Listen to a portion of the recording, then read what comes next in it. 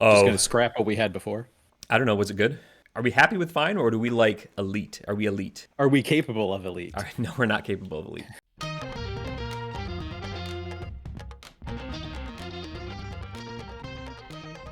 Welcome back. You are listening to the D3 Datacast on YouTube, Spotify, Apple Podcasts. Be sure to like the show and subscribe to the channel if you have not already. And with that, I would like to welcome in my co-host for the episode, Zach Snyder. Welcome, Zach. How you doing? Doing well, Matt. Thanks for having me, as always. Zach, we're now just a couple of months removed from a great 2023-24 college basketball season, Division III college basketball season. And today we're going to have an episode. We're going to talk about where does the conference picture fit? How do all these conferences stack up against each other? Zach, I'm talking about power rankings. I'm talking about tier lists across the Division III basketball landscape. How do the conferences stack up against one another? Does that sound good to you? It sounds great. Matt, I wanted to line them up to see how each D3 conference stacked up with maybe a comparable NAIA conference, but you vetoed that. We're sticking just to, the rankings within Division 3 itself, but we should have a lot of fun just the same. Yeah, that sounds like a great project for another day or for another show. But today we're the D3 Datacast, Zach, so we're going to stick with D3. So let's take a look at what we're going to talk about today. How does that sound? That sounds great. So Zach, we already mentioned it. We're looking at power rankings today, but this is when we were putting together the list. This was kind of the method that we went on. So primarily, we're looking at the efficiency ratings that we host on d3datacast.com. Hopefully, you're checking those out all season long. You can check them out now, d3datacast.com, conference ratings. So we're looking at just overall simple average of all the teams in the conference. Conferences might have a different number of teams, though. So we looked at what does just maybe the top 8 teams look like or the top 4 teams look like in those leagues. How does that paint a different picture of the top or middle quality of those leagues? We also looked a little bit at massey ratings. We love massey ratings. We love any type of computer rating that's out there. Shouts to Jacob Shower, computer ratings extraordinaire right there. We also maybe considered some NCAA tournament results for the teams in each conference. We also mixed in a little bit of our opinion. So we're the D3 Datacast, but we're also the D3 Watch the Games cast. So you and I formulate opinions on conferences and teams. We mix that in there as well. So this is not strictly data, although it is a lot of data.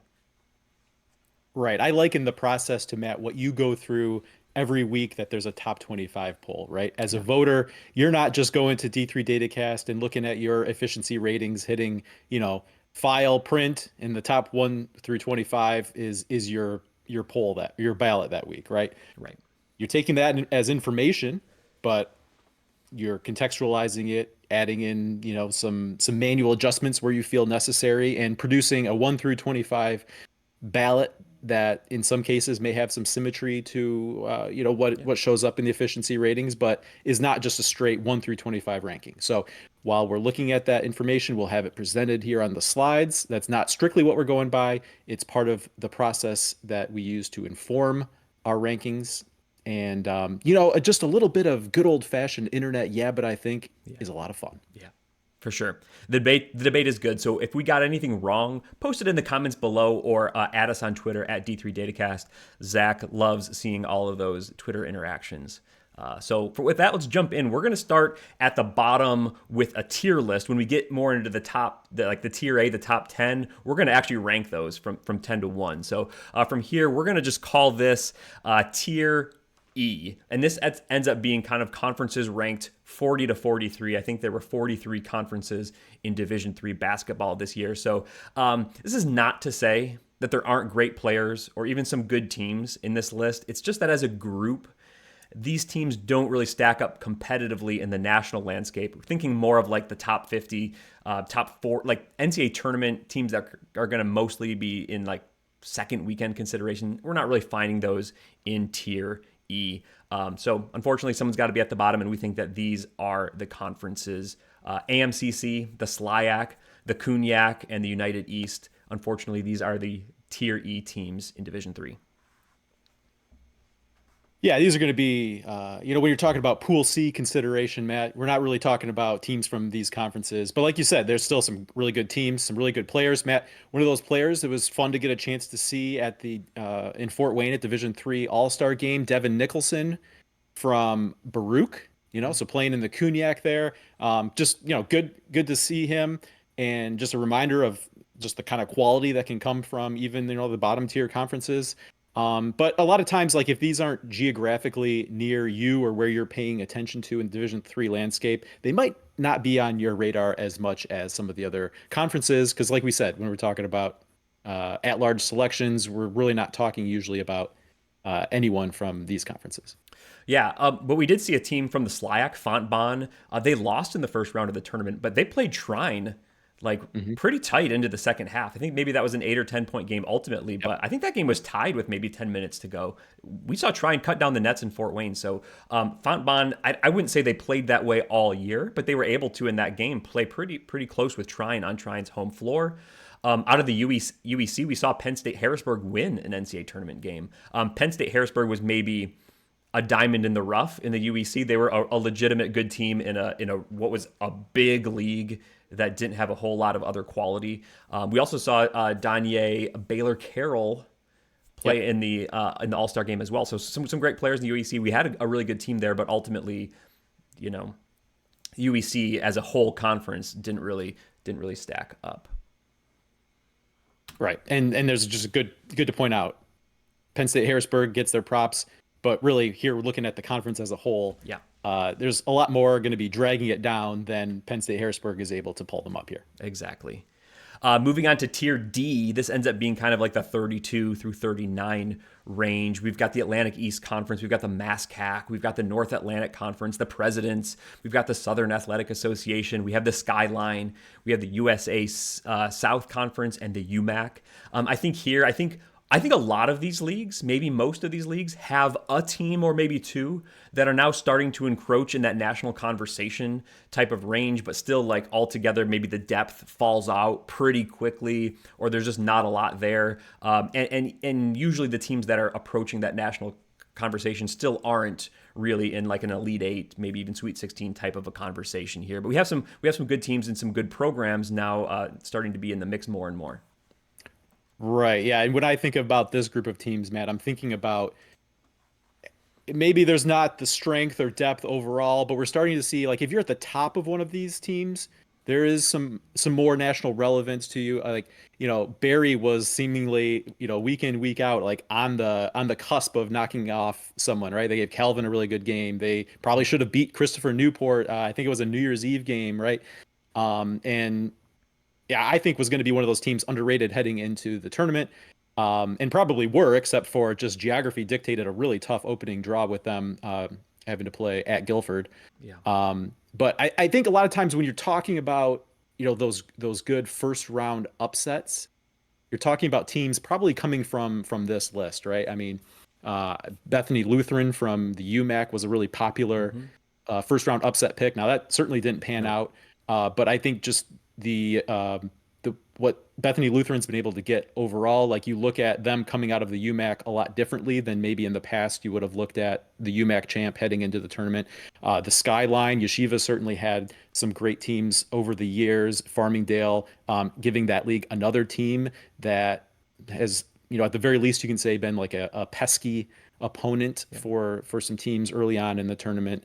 So yeah, it's an interesting group. So it almost feels unfair, to call some of these conferences tier D because it feels really low when you look at like maybe what the top team coming out of it is capable of doing. But again, there's probably a group of teams in the bottom half of this league that's maybe pulling things down more than those one or Yeah. two that are able to shine through, kind of propelling them into some of the upper tiers. Yeah, exactly. Whereas I think Tier E was more like most of the league is kind of below average in the Division III landscape. And right, there's 400 teams, so 200 have to be kind of below average. But here in Tier D, we're getting a couple, maybe one or two teams that are breaking into that top 100 for sure, maybe top 50 range. But then we have a big chunk of the conference still pulling it down and still being below average. But yeah, I like the teams that you called out: Barry, Farmingdale State, Bethany Lutheran. We also saw like Geneva and St. Vincent out of the President's Conference putting up really good win totals. We saw their SOS numbers from like the NCAA perspective not being very strong, so they were ultimately not really in the picture in either Region 7 or the national at-large consideration. But they were, overall, they were a decent team. They were going to give a good team run for their money. The problem is, with the resumes they put up, I think it was Geneva went up maybe against Randolph-Macon or someone like that round 1. So it's going to be really tough to play a nationally elite team. Farmingdale got the matchup against Stevens, I think, and they really had a surprising and impressive win. So they were able to get that kind of more off game in a pod, not playing against another host, and they got to show their quality there. So yeah, some good teams in the mix, though. Overall, our conferences are still missing a lot of depth primarily and quality that goes down the list further on. Right. As you scan the list on the slide here, the sort of composite efficiency margin for the top 8, you're still seeing a lot of negative numbers. So we're talking about like a composite top 8 that would be below average overall. But you're starting to see more in terms of a top 4. Let's see, across the board here we've got positive numbers. Yeah. Right. So if you're a champion, maybe a contender in any of these conferences, you're very likely an above average Division III team. Yeah, for sure. And probably solidly above average at that. Yeah.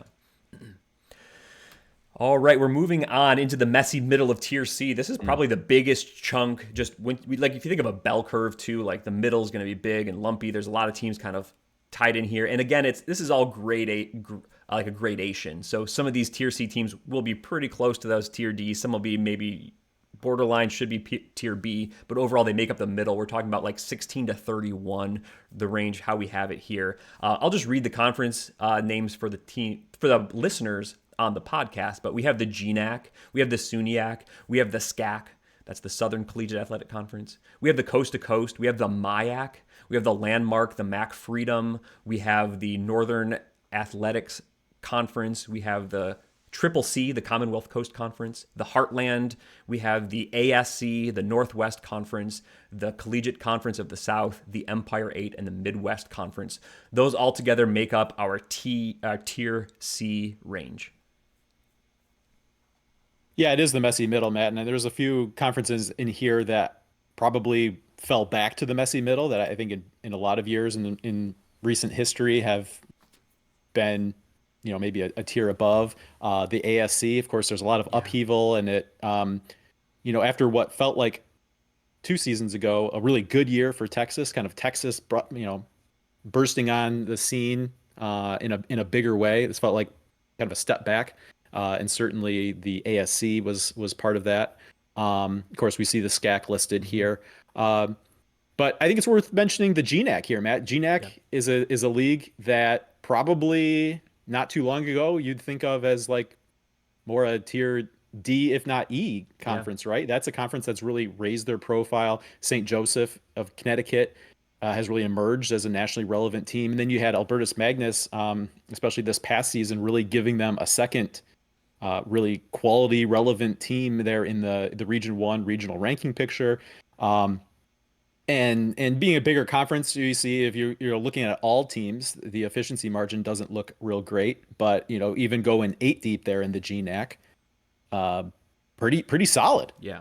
So I think a lot of upward momentum there for the GNAC. I can't specifically remember another season where the GNAC did have 2 at-large teams, or 2 teams in the at-large discussion, right? I think ultimately they were one bid. St. Joseph was the favorite. They would have been Pool C, but they won the auto bid. Albertus Magnus was probably in that Pool C discussion for like the 22nd, the final pick.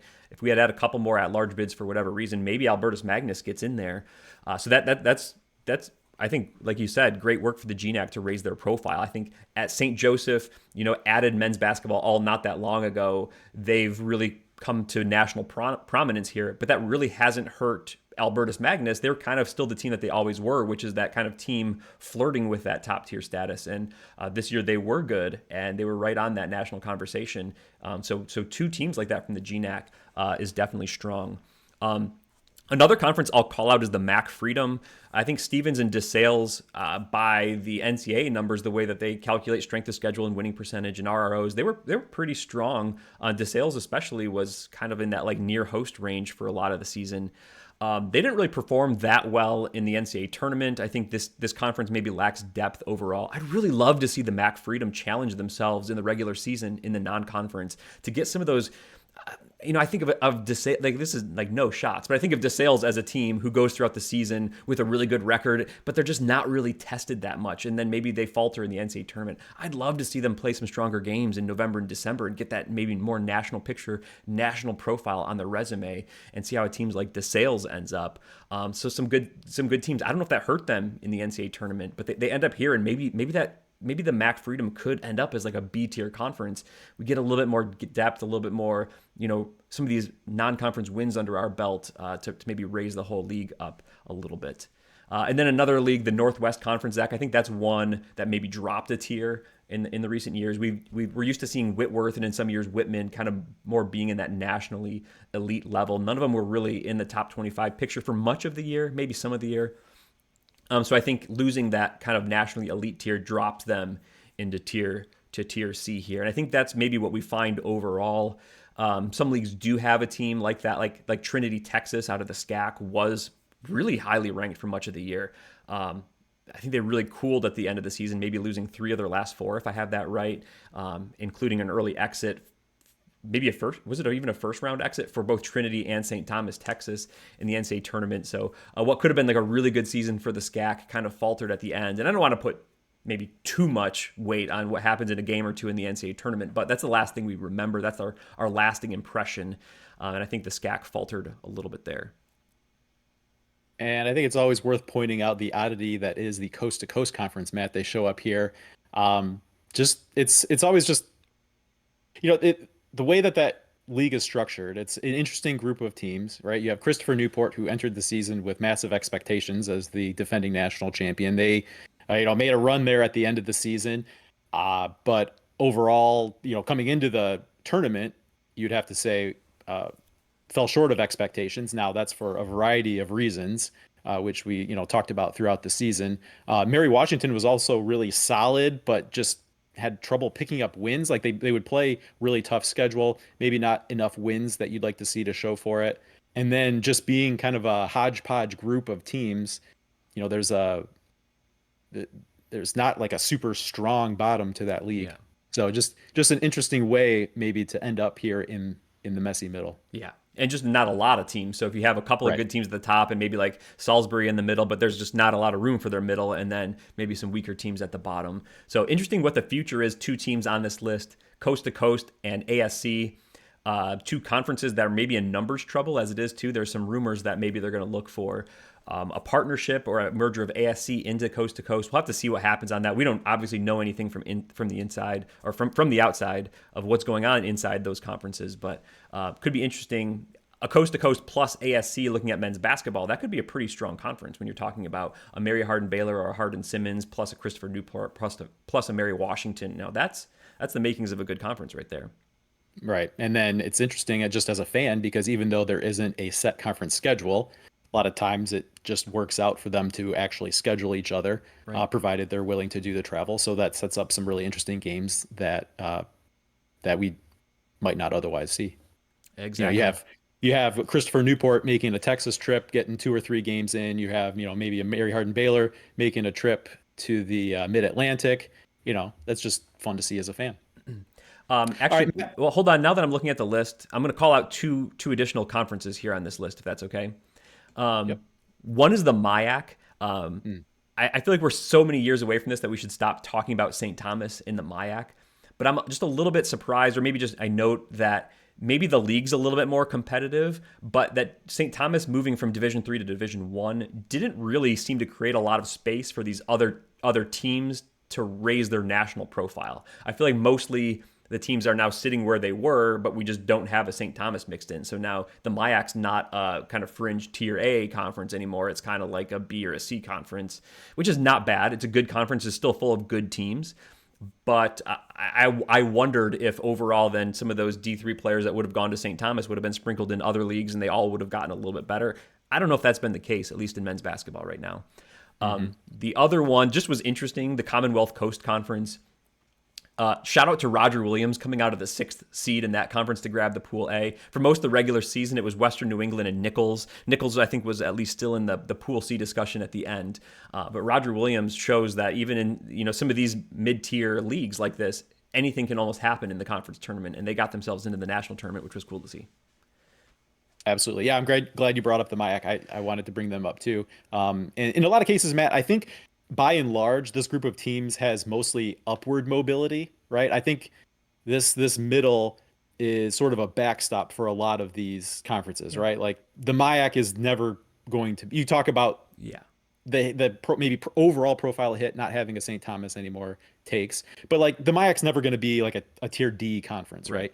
Or the HCAC always just seems to be kind of like in that In the middle, middle. Mhm. right?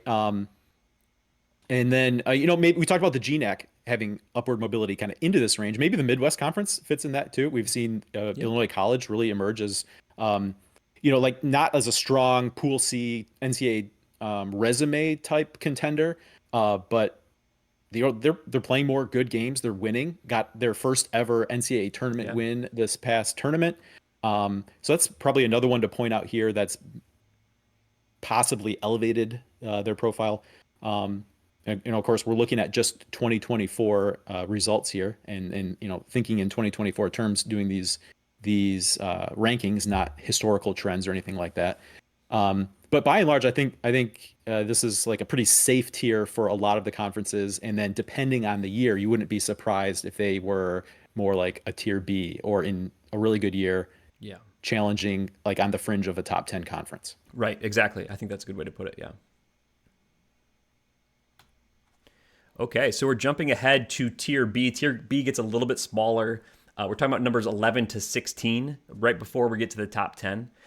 So these conferences, we're talking about the Centennial, the Little East, the Liberty League, the NCAC, the NUMAC, and the SCIAC. These ended up in our Tier B section, just kind of really, really good leagues. Now we're getting to the point where there's a bunch of good teams you can probably name off the top of your head if you follow like top 25 conversations or Pool C conversations for Division III. We're now getting towards the upper echelon of the division for sure here when we talk about Tier B.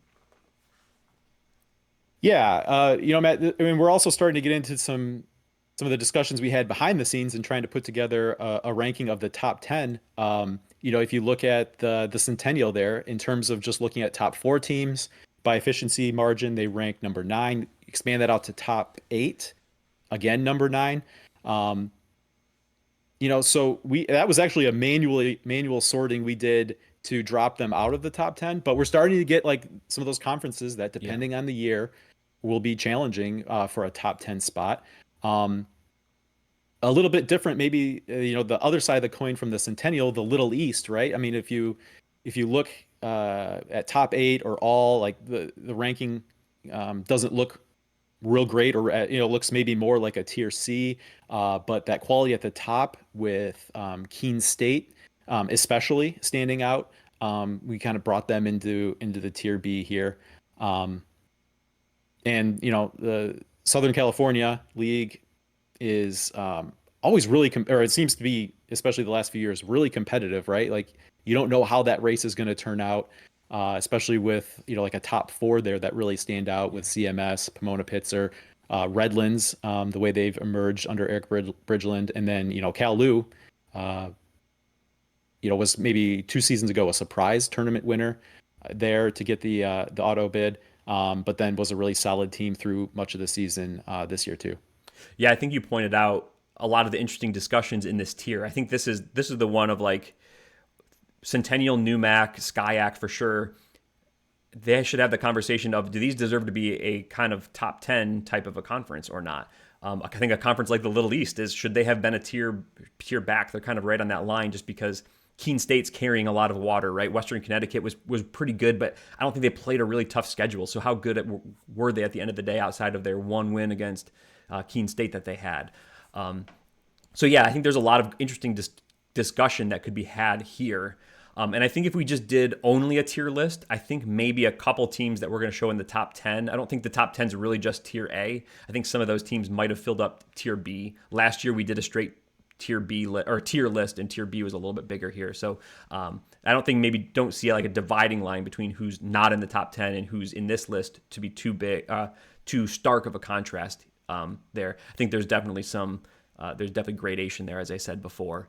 Then we get team or conferences like the NCAC. I think of them classically as like a tier B range, kind of this list. On their best years, they can definitely touch tier A, or maybe from yesteryear when you had those really, really strong Worcester and Wittenberg teams, maybe they were more of a tier A type conference. We haven't really had that in a little while, although we've definitely seen really good teams from this conference. Like Wabash was a Final Four team just a few years ago.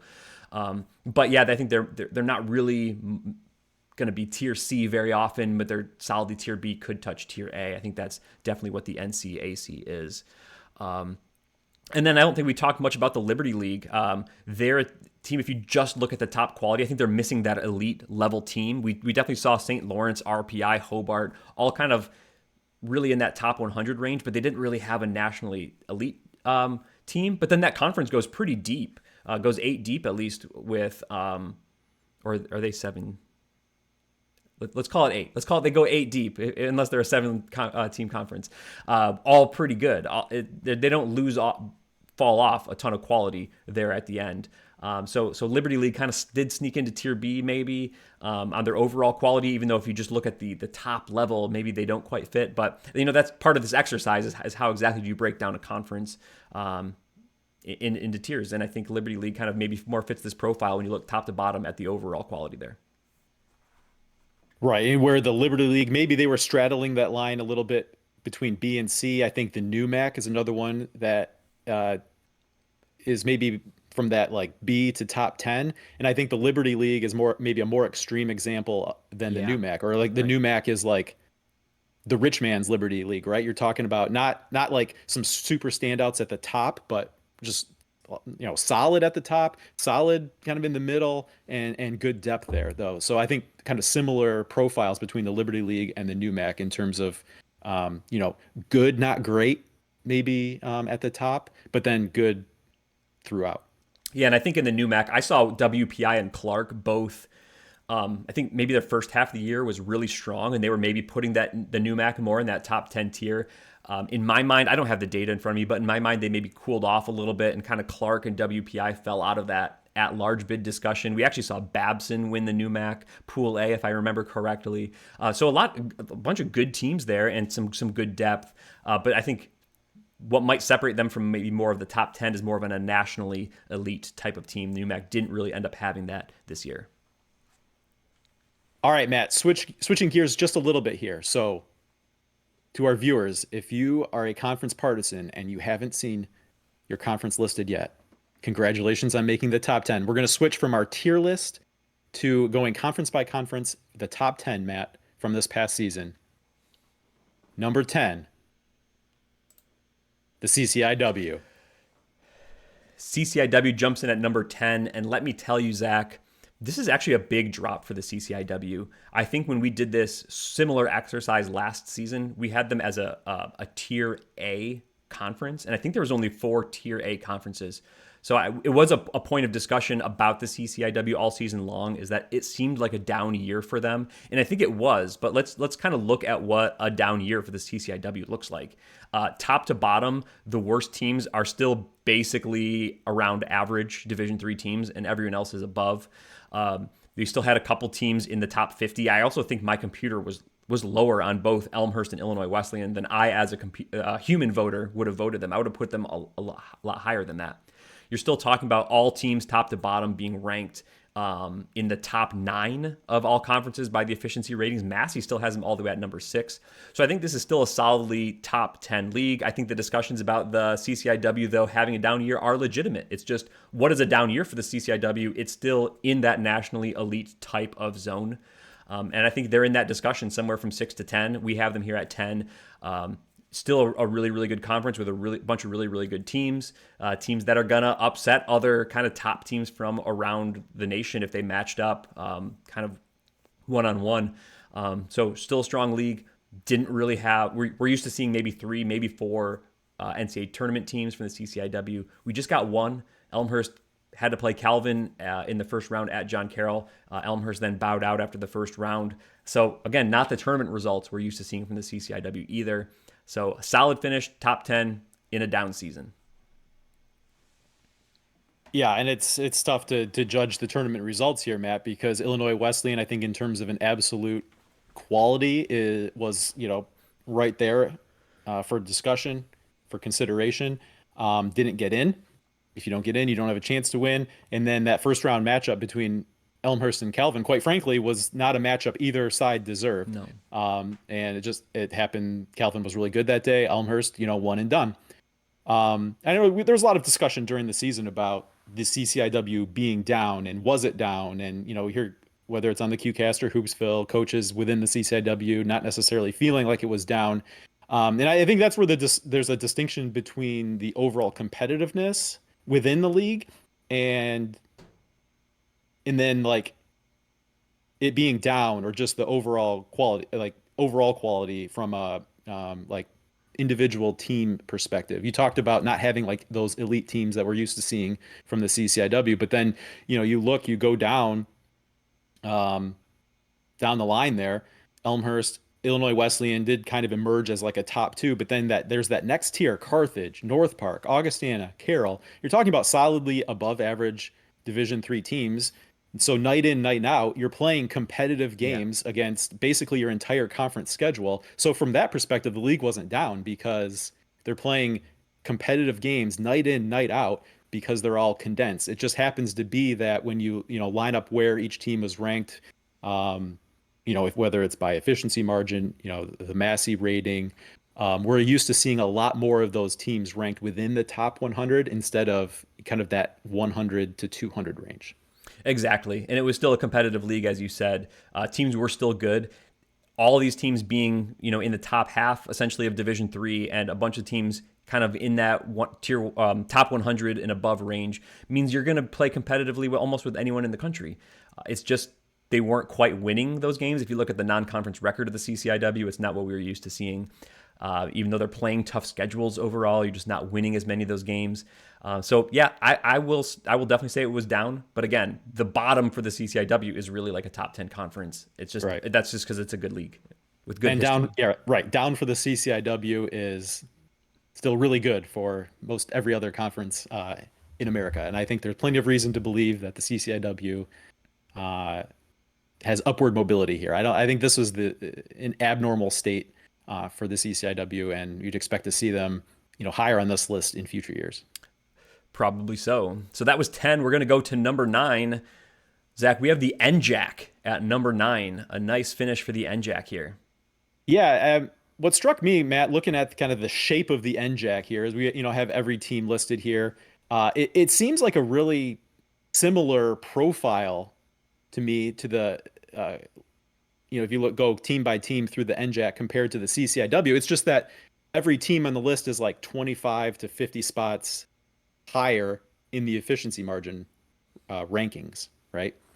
So it's like a CCIW, but a little bit better. Now, at the top, I don't know that it necessarily is better. For whatever reason, it just seems like NJAC schools have an easier time building what looks like a really good NCAA resume in terms of what the criteria used. So they were able to get 3 teams in. It seems like they're a multi-bid league every year for that reason. But not a lot of damage, right? Rowan did make a Sweet 16, but otherwise you're talking about first round exits for TCNJ and Stockton, who was a surprise. Yeah. A surprise pick. I'm sure there are at least a handful of teams who felt like they deserved that spot that Stockton got. Stockton got the opportunity, didn't do anything with it, going out in the first round there. So that's not going to do anything to make anyone feel better who felt like they should have had that spot. Yeah. Illinois Wesleyan. I would love to see like a top 8 versus top 8 between those two conferences, the NJAC and the CCIW, just to see who would win. I think the computer says there'd be a lot of good games.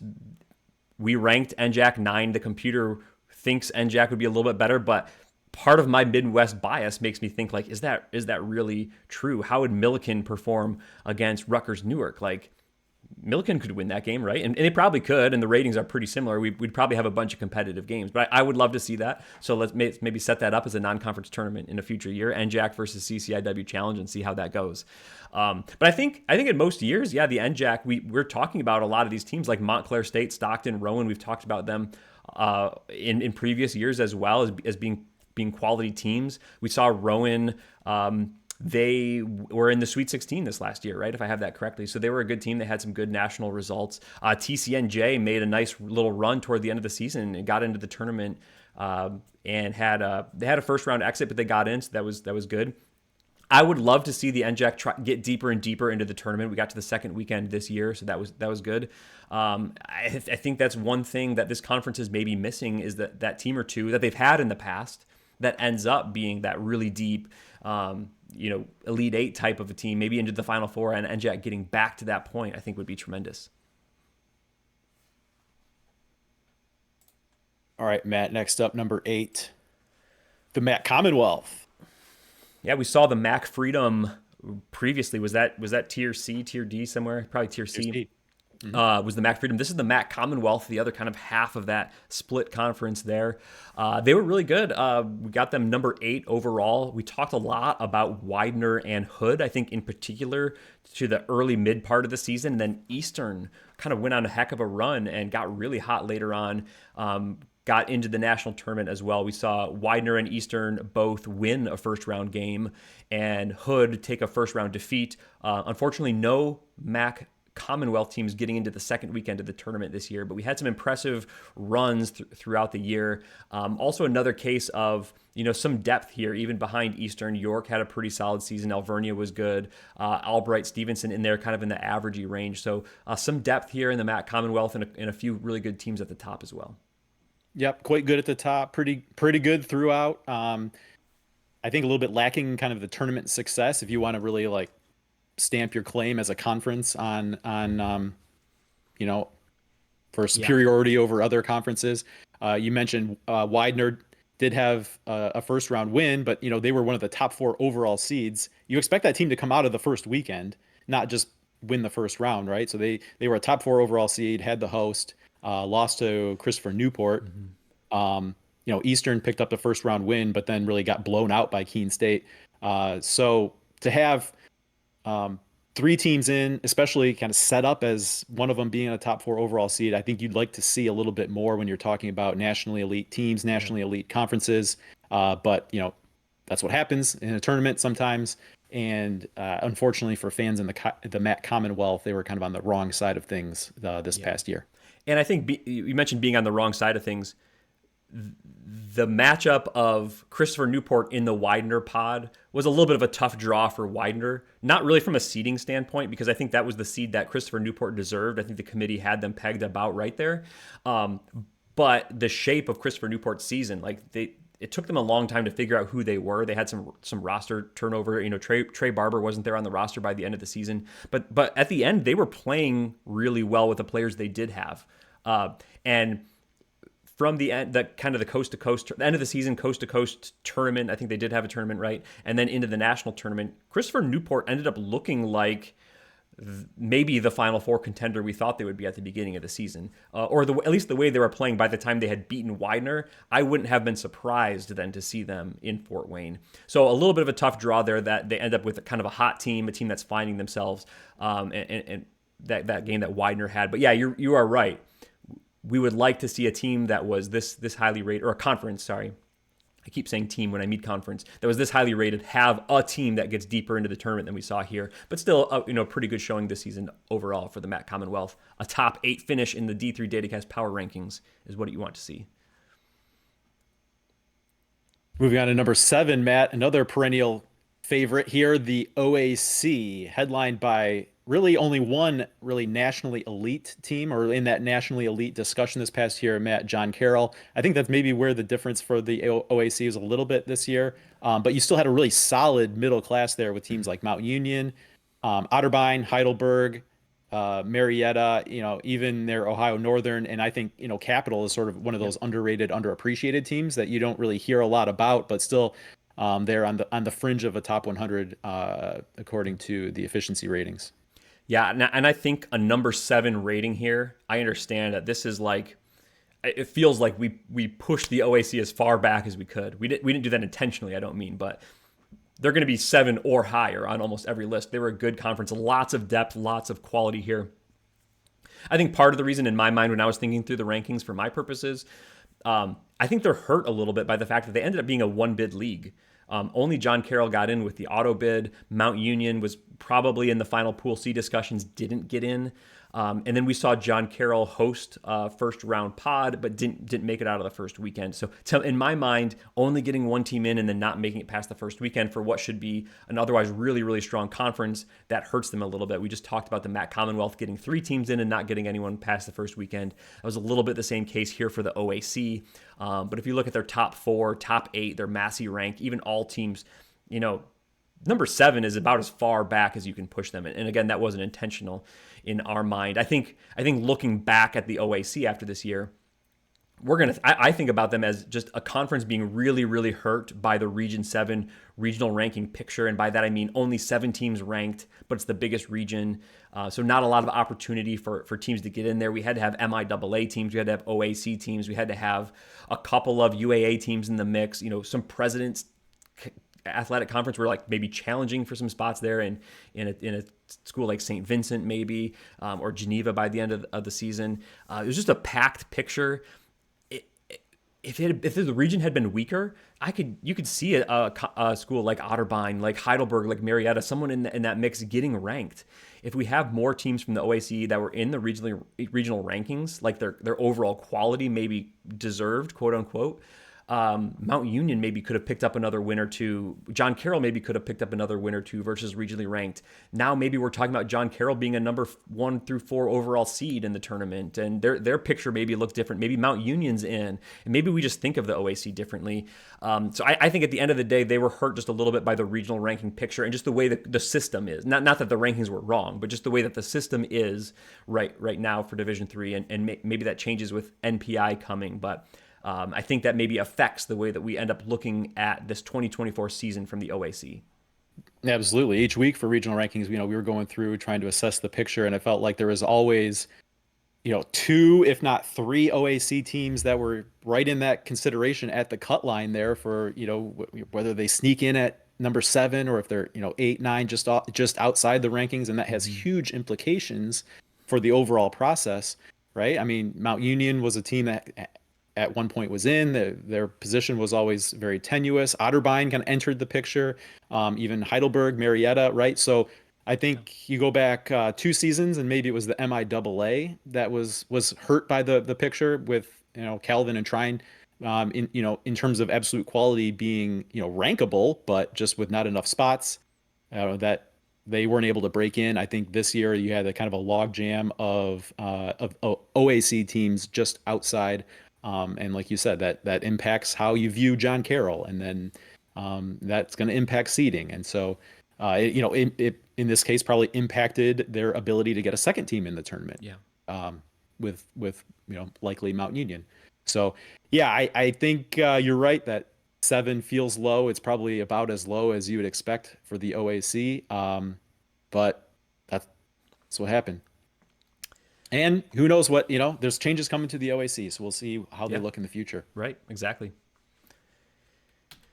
All right, Matt, number 6, the MIAA. And then I think this is probably the most interesting conference profile we have, Matt, because there's a top 3 with Calvin, Trine, and Hope that are as competitive as a top 3 as there is with, stacking up against any other conference. But then you have an absolute gulf between them and the rest of the conference. Now that top 3 did an awful lot of work. All 3 were able to advance to the national tournament. All 3 won, with, Hope picking up a first round win, Calvin advancing to the Elite 8, and of course Trine as the national champion. So that's a conference making the most of, I think, their tournament opportunities.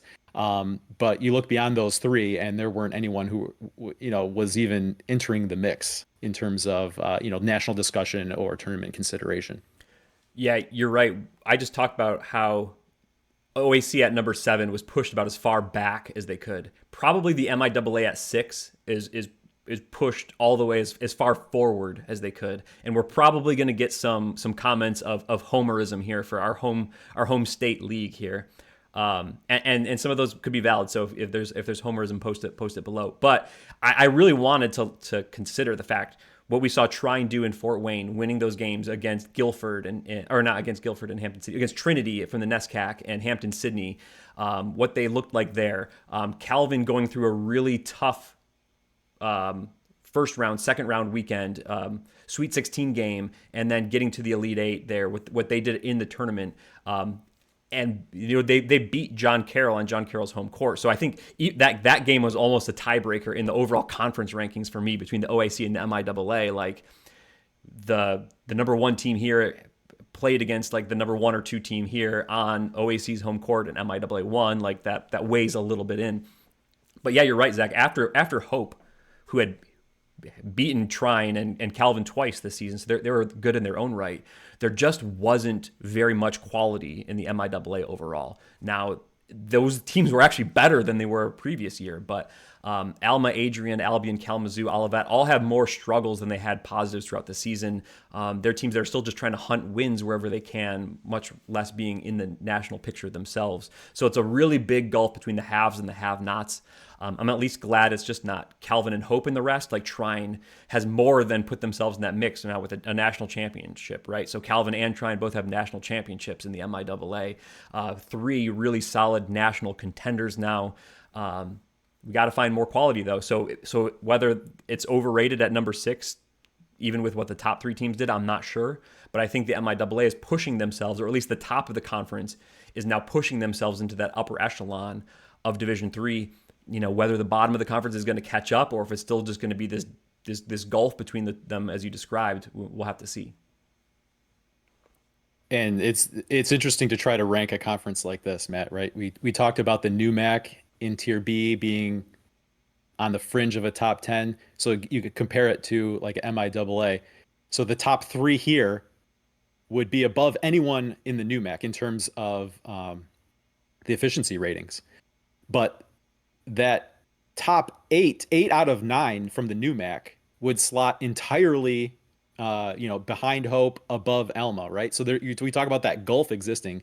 8 out of the 9 NUMAC teams would immediately slot right in there. So right, it's not like a situation where they kind of mesh, right? So it's totally different where you got a top 3 that's above anything better than that the NUMAC had, but then the NUMAC's top 8 is better than anything else the MIAA had behind that top 3. Yeah. So it's just very strange to like try to work through how to rank a conference like this. But I think you're right. Like the success that the conference saw during the tournament certainly speaks volumes and lends credibility to the to what we see as the strength at the top here in terms of the efficiency ratings. But it's just a matter of like how much do you want to weigh the top versus the overall. But you see, overall it's maybe more like a fringe top 10. But then you add in how good that top is, what they're able to do going up against other conferences, and we know not all, never make it an excuse or apologize for a tournament win, right? But there's some matchups you want to get and some you don't want to get. There were no easy roads here, and so they definitely earned their way through the tournament. Yeah, and I think I don't want to overrate just NCAA tournament. Again, as I mentioned earlier, that's the last thing we saw. But if you talked about conferences that had the best tournament, and like the top 3 leagues that had the best tournaments was the ODAC. We saw 2 teams in the Final Four. We saw the NESCAC, I think, advance all of their teams into the second weekend. And then we saw the MIAA, who had the national champ and another Elite 8 team, plus a team that won a game. I think those are probably the 3 teams that had the best NCAA tournament. So from that standpoint, they were pushing the top 3. But we've got to address the quality at the back here, and that was as far as we could push them forward is maybe up to number 6 then. Brings us to a top 5 here, Matt. We're going to go with the WIAC here, which might be a surprise. I think a lot of fans might feel like the gut reaction or knee-jerk reaction is that this was a down year for the WIAC, and in some respects, I think that's correct. There's not like a depth of top teams It's kind of a similar discussion like we had with the CCIW, right? We're used to seeing there being two, three, WIAC teams into the tournament, challenging for a tournament spot, nationally relevant. We didn't see that this year. Platteville was there kind of the whole year. Whitewater returned much of, if not all of their Final Four team from the year before, and really kind of underperformed what we thought we would see from them, given what we had seen in that tournament the year before. But I think in that initial reaction to say that the WIAC had a down year, maybe miss just how deep the conference was, 1 through 8. Yeah. There's like a sneaky level of quality here, Matt, that I think probably went underappreciated um, in trying to just missing out on those top teams. There was just it kind of took the focus off of, well, there's a lot of really good teams here still. Yeah, and it's like the CCIW in that conversation we had. It's competitive every night just because no one's bad. Everyone's pretty good. So an outsider like me will sometimes watch the scoreboard and say, "Man, like Whitewater lost to Oshkosh or Stout, and they're at the bottom of the WIAC standings." But a lot of teams in the country are going to lose to a plus 8.4 efficiency margin team or a plus 6.2 efficiency margin team. Those teams can beat almost anyone. They're all in the top like 128 of Division. Like this is the whole conference essentially is in the top quartile of Division 3. It's good week in and week out. Zach, after watching the season up close in Fort Wayne and watching the tournament closely, mostly on video streams, I'm convinced there's at least 8 to 10 teams that could have ended up cutting down the nets in Fort Wayne. UW Platteville was absolutely one of those teams. We saw earlier in the season they beat a team like Calvin. They should have won that game against Trine in the Elite Eight. Trine won that game, but like there's 10 different ways Platteville could have won that game at the end. It just slipped away from them. And if they had won that game, gotten to the Final Four, like there's no reason why they couldn't have beaten Trinity or beaten Hampton Sydney just like Trine did. And maybe they wouldn't have won it all, but they definitely could have. So the WIAC had a team that was in the national consideration, a little bit of a gap there, but then a whole bunch of other good teams. I think 5 is about like a backstop of a ranking for the WIAC. We're used to maybe seeing, like I just said, Platteville could have won the national title. So I hate to say that we could have used a little bit more quality at the top, but there wasn't really another really strong tournament contender even in the mix. Like maybe Whitewater was flirting with that mark for a lot of the season, but they just lost a lot of games that they should have won throughout the year. And no one else was really to that point yet. So maybe we're used to seeing a little bit more top quality with the WIAC, but the depth is still there. It's still a really good league. And 5 is about the lowest we'll almost ever see the WIAC, I think. Mm-hmm. Yeah, with all 8 teams in the top 128, as ranked by the efficiency ratings, Matt, I think this is a little bit more of a typical CCIW profile, right? Where you've got right. An elite team at the top, you've got just like a stack of teams that are top 100. And yeah, I think I was a little bit surprised looking back at it because I think that, initial reactions would have thought a little bit less of the WIAC. So I think that this is a little bit of a sneaky ranking for them. Definitely still a really good league. So on to number 4, Zach, who do we have? We have the American Rivers Conference, Matt.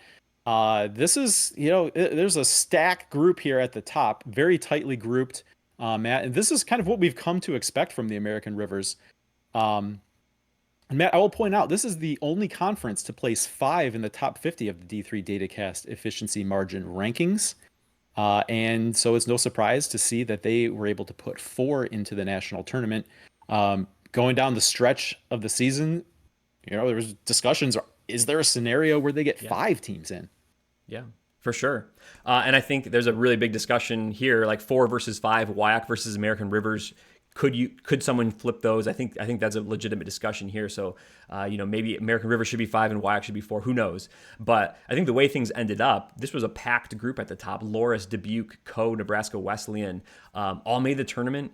Loras won a game, Co won a game, Co won at Trine. Nebraska Wesleyan got into the Elite Eight. Somehow they got into the Elite Eight, but we had some good teams here and some teams that performed well in the NCAA tournament.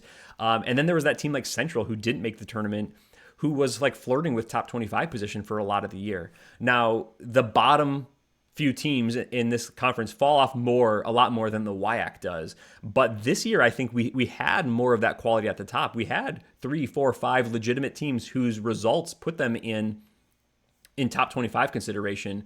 The WIAC didn't have that, so we ultimately have the American Rivers Conference a lot higher. But the whole conference is really good. There's a lot of depth here, but what these top 3, 4, 5 teams did throughout the season, I think, was really impressive. And American Rivers is a team. You mentioned upward mobility. I think they've achieved a lot of that upward mobility. They're now kind of considered in one of those upper echelon tiers of conferences now.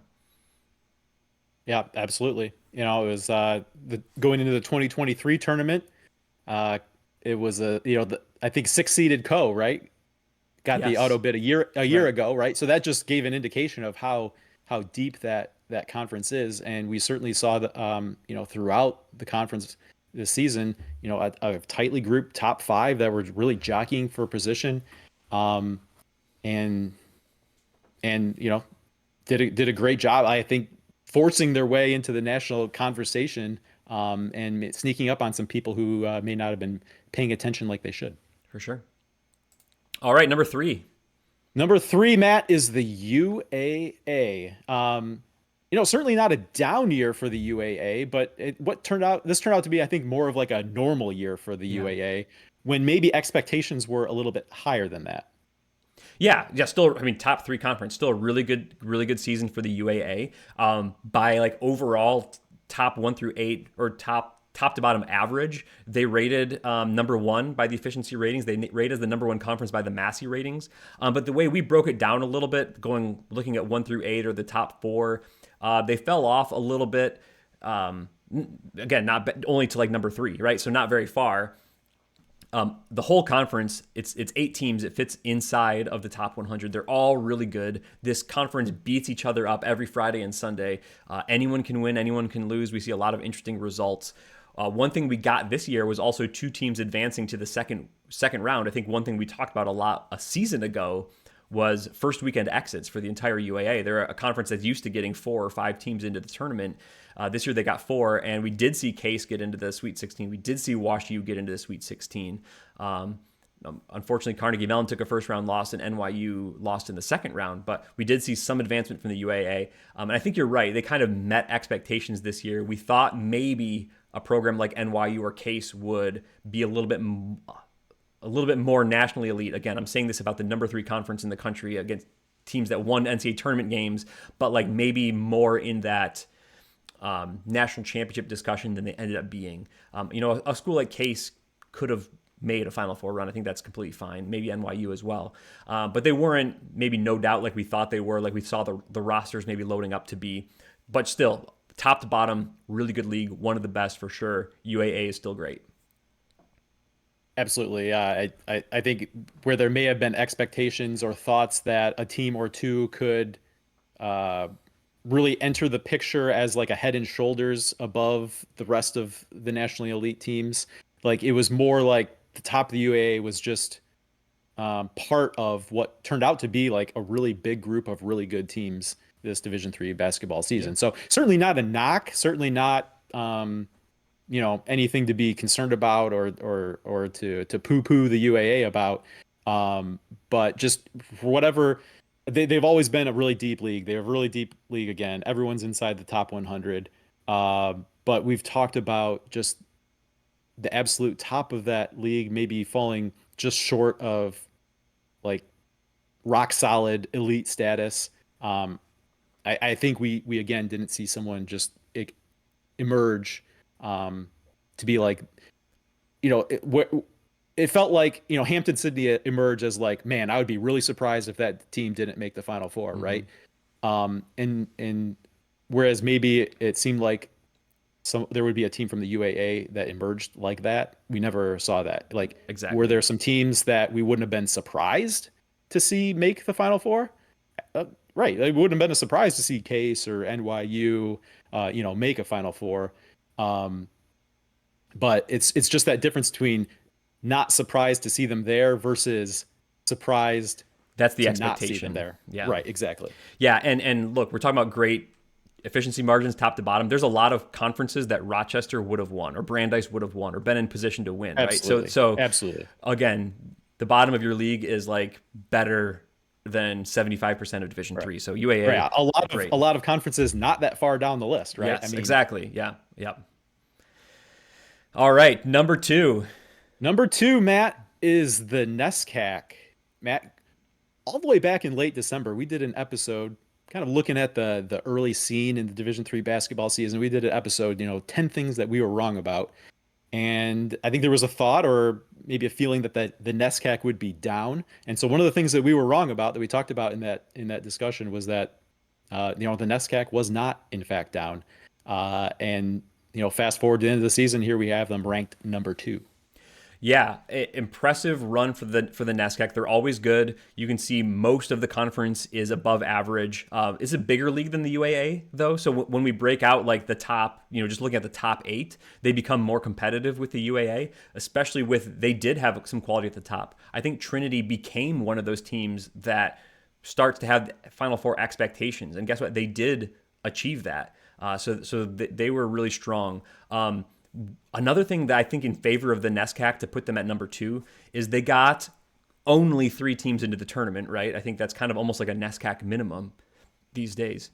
But all 3 of those teams, I think, made the second weekend, right? Williams got through the Oswego State pod and got into the second weekend. Tufts got through the NYU pod and got into the second weekend. Trinity got all the way to the Final Four, hosting 2 weekends and playing some really tough teams in the mix and getting there. The NESCAC met expectations and then got those teams as far or farther than we thought they might get into the national tournament. So I think really good stuff from the NESCAC from start to finish. There was some thought maybe that NESCAC would be down. I don't think that came to fruition at all. As we said, NESCAC was still really good. They had a really, really strong top 4 or 5 depth all the way down. And then those teams came to play in the tournament and got the results as well. Mm-hmm. Yeah, I mean, I think you're right. Noting that this is a bigger conference, I think that's where they get hurt, right? You look at a top 4 by efficiency margin, ranked number 2, top 8, number 2. But then when you expand it out to all teams, in terms of an efficiency margin ranking, number 4. Massey is a little bit low on the NESCAC compared to everyone else at number 7. But go back all the way to when we were talking about the GNAC and talking about Albertus Magnus being kind of right there in the mix. It was Albertus Magnus and Conn College, neck and neck fighting for a regional ranking position. So just that same discussion about Albertus Magnus being kind of right there in terms of tournament quality, right there in terms of being considered. You have to add Conn College as the one who stands out there in that top 4 that didn't make the tournament. But Matt, you go down the list all the way down to number 8, Middlebury. We saw Middlebury early in the season at the GLI, and they were a team that very clearly had a lot to figure out. But you look at here at the end of the season, even though ranked number 8 within the NESCAC, an overall efficiency margin of 3.8, kind of pushing that top 150, and that's all the way down at number 8 in the NESCAC. So certainly some great depth here, some real quality at the top. We saw that quality shine through. As you noted, with all 3 teams getting to the second weekend, and Matt, the NESCAC I think has a stay-at-home reputation, kind of like they're able to manufacture a tournament resume. But Trinity was able to play at home, but Tufts had to go on the road, and they knocked off a UAA host. Williams had to go on the road, and as you noted, knocked off Oswego. So a lot to like from the NESCAC here, even the NESCAC haters have to give them some props. Which we are in mostly in good fun. We like to posture ourselves as NESCAC haters, but here we're giving them props. I think when push came to shove, they got the results. All right, Matt, and number 1, probably no surprise, the ODAC here. Matt, I think the only knock that you can make on the ODAC here is that the very bottom of the league does not rate well. But you talk about the NESCAC being a big league. We're talking 13 teams here in the ODAC, and top 4 obvious quality there. We're talking 3 of the top 4 teams overall by efficiency margin reside in the ODAC. You go 8 teams deep. That composite efficiency margin is just like head and shoulders above anyone else. So it feels really unfair to knock them because they're a huge conference and it's hard to even say the bottom drops out because you're talking about the bottom drops out at like number 11 when, a lot of conferences may only have 8 teams. Yeah, and I think we had this as a mailbag question, just looking at 1 through 8 of the UAA versus 1 through 8 of the ODAC and how they lined up. And from there, the ODAC compares very favorably. I think we figured all the games would be pretty competitive, but the ODAC would be expected to win a few more, maybe go 6-4 or something like that, but probably be above 500. And that was one thing. I mean, you have to recognize that there's more teams in the league. So how do you value that? That 11, 12, 13 are probably below average, and maybe even 13 is quite bad. But there's still a whole bunch of good teams here. And then the other place I come up with the ODAC is they had a really good NCAA tournament as well. Virginia Wesleyan, I think, lost a first round game. If I'm remembering correctly, that was Swarthmore, maybe, that beat them. Yes. But we saw Guilford in the Final Four, Randolph-Macon into the Sweet 16, Hampton-Sydney was into the Final Four and then ended up as the national runner-up. They pretty much performed as expected. Maybe the only thing you could ding them on is we probably expected the national champ to come out of the ODAC, just with how many teams were good and we're going to get in there. And Hampton-Sydney lost in a competitive championship game. So like that's like the only way you can knock on what they did at the end of the season. But the ODAC was really strong. They've got a bunch of really strong teams. I think they performed well in the tournament. From start to finish of the season, we had the highest expectations almost of anyone on this conference, and I think they really lived up to it. So we're putting the ODAC at number 1. I think they were the best conference in Division III men's basketball this season. And looking at the numbers, looking at the computer ratings, and just watching the games and seeing the results, I think it was pretty easy to see that they were the best conference this year. Yeah, I mean, I feel like there's not really much to be said, right? We talked about the ODAC, their depth, the quality, all throughout the season. That was a major storyline. It's like the D3 Datacast game of the week could just be like whatever the best ODAC game is that week, right? I mean, you're talking about multiple teams in consideration for like number 1 spots in the poll. It was great throughout. No disappointments really in the tournament aside from I'm sure the Hampton-Sydney folks are disappointed with the way it ended. But yeah, just a stellar year start to finish from the ODAC and well deserving of the number 1 spot here. Well, that's how we see things stack up. If you saw things a little bit differently, post your comments below, either on Twitter or on YouTube.